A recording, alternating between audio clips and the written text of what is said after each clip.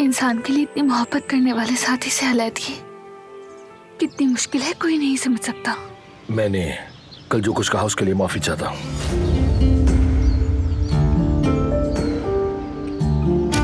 क्या मतलब आगे नहीं चल सकते? क्या कह रही हो तुम? ये अचानक ये सब क्यों? मेरी इतनी औकात नहीं है कि मैं इतनी बड़ी जंग में उलझूं। मुझे तुम्हें खुशखबरी देनी। बहरान उस लड़की से तलाक ले रहा है।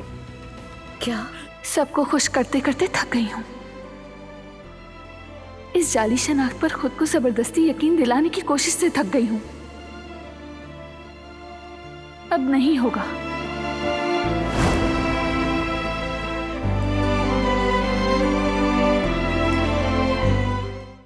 वो कहानियाँ अधूरी जो न हो सकेगी पूरी, उन्हें मैं भी क्यों सुनाऊं, उन्हें तुम भी क्यों सुना